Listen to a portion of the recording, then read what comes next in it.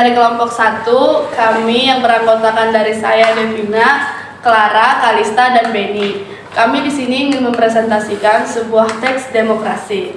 Pembuka. Nampaknya pembahasan tentang demokrasi lebih cocok ditempatkan di pelajaran pendidikan kewarganegaraan. Namun, oleh karena itu, cobalah ingat-ingat kembali apa yang sudah kamu pelajari sejauh ini tentang bagaimana seharusnya murid-murid Kristus bertindak dalam kehidupan sehari-hari. Dan di sini ada beberapa tokoh demokrasi, yaitu 2 orang wanita yang bernama Benazir Bhutto dan Maulana Yousafzai dari Pakistan. Tokoh yang pertama yaitu Benazir Bhutto. Benazir Bhutto lahir pada tanggal 21 Juni 1953 di Karachi. Beliau adalah putri dari Zulfikar Ali Bhutto, Perdana Menteri Pakistan pada tahun 1971 sampai 1977. Benazir menempuh pendidikan di Harvard Universitas Amerika Serikat. Setelah ayahnya dibunuh oleh lawan politiknya pada 1978, kegigihan Benazir diwarisi dari ayahnya yang merupakan tokoh karismatik yang visioner, ahli dalam komunikasi dan bernegosiasi. Mengikuti kehidupan Benazir adalah mengikuti perjuangan seseorang yang ingin menegakkan suatu kebenaran dan keadilan, hanya demi dirinya sendiri, namun demi perjuangan rakyat yang ingin dibebaskannya dari kepemimpinan yang otoriter. Benazir memerangi pemilihan umum pada tahun 1988 dan menjabat sebagai Perdana Menteri wanita pertama untuk negara Muslim. Benazir tidak pernah takut menghadapi kematian sebagai risiko. Dari apa yang ia perjuangkan, sebagian dari kata-kata terakhir yang ia sampaikan dalam pidatonya adalah seruan untuk memberikan kesempatan kepada seluruh rakyat di setiap pelosok negeri agar dapat mengikuti pendidikan. Irilah jalan untuk mencapai masyarakat yang adil dan sejahtera. 2. Malala Yousafzai. Diperjuangkan oleh Benazir terlihat wujudnya dalam Malala. Ia lahir pada tanggal 12 Juli 1997 sebagai anak pertama setelah ibunya mengalami keguguran.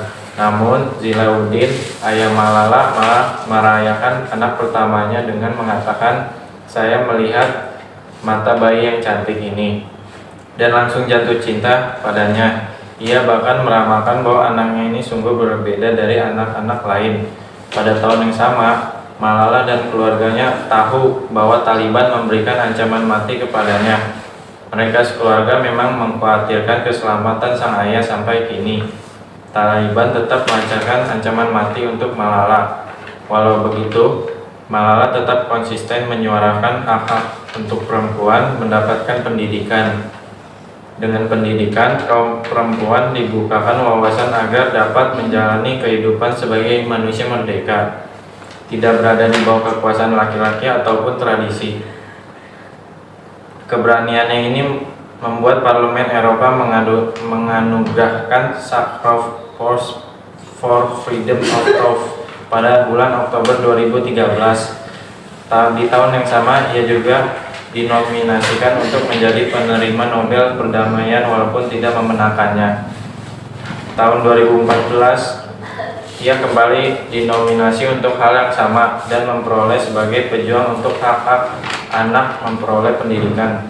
Namun dengan rendah hati, Malala mengatakan bahwa pendapat Nobel bukanlah tujuannya. Ia lebih suka bila dunia memberikan kesempatan bagi setiap anak-anak untuk mengenyam pendidikan, karena perdamaian itu yang sesungguhnya. Bagaimana pendapat kalian tentang 2 tokoh wanita yang sangat-sangat memperjuangkan kemerdekaan dan pendidikan di negara ini? Sekarang kita lanjut ke mengkaji kesaksian Alkitab bahwa semua manusia adalah sama. Alkitab menyaksikan bahwa manusia berasal dari Adam dan Hawa yang diciptakan oleh Allah Kejadian 1 ayat 26-30 dan memiliki gambar dan rupa Allah. Namun Alkitab juga mengaksakan bahwa karena dosa yang dilakukan oleh manusia pertama yaitu Adam, maka seluruh keturunannya yaitu semua umat manusia dimanapun mereka berada pada zaman kapanpun mereka hidup juga berdosa. Berbeda dengan apa yang diyakini agama-agama lain. Kita selaku pengikut Kristus mengakui bahwa manusia sudah lahir dalam keadaan berdosa. Kejadian ini dilakukan secara cuma-cuma, artinya memang ketika tidak harus membayar, gratis karena kita memperoleh keselamatan itu berdasarkan kasih karunia Allah. Cuma satu syaratnya, yaitu kita percaya kepada Yesus Kristus, pembenaran dari Allah. Pembenaran dari Allah ini bertolak belakang dengan keadaan di mana seseorang mengalami hukuman akibat kesalahannya. Dalam hal ini dosa yang dilakukannya. Kita masuk lagi ke tanggung jawab seseorang remaja Kristen di bidang demokrasi. Remaja Kristen juga dapat menghargai pendapat orang lain, menghargai sesama dan berbagai perbedaan, berpikir positif terhadap orang lain, melaporkan kepada yang berwajib jika menyaksikan peristiwa pelanggaran hak asasi manusia dan demokrasi. Dan kita masuk ke dalam inti rangkumannya. Dalam pemerintahan, demokrasi adalah sistem di mana rakyat memegang kekuasaan tertinggi dan karena itu bertugas mengawasi jalannya pemerintahan. Dalam kehidupan keseharian, demokrasi adalah pandangan bahwa semua manusia adalah tidak lebih tinggi atau lebih rendah dari manusia lainnya. Dalam iman Kristiani, pandangan ini dilandaskan pada pemahaman bahwa semua manusia selaku keturunan Adam adalah berdosa. Oleh karena itu, membutuhkan keselamatan yang diberikan Allah melalui Tuhan Yesus. Sebagai murid Kristus, kita memiliki hak, namun juga kewajiban untuk secara aktif memperlakukan sesama kita sebagai sederajat, sehingga kita perlu terlibat dalam kegiatan-kegiatan yang berkaitan dengan mewujudkan demokrasi. Sekian dari kelompok kami. Terima kasih dan God bless you. Bye bye.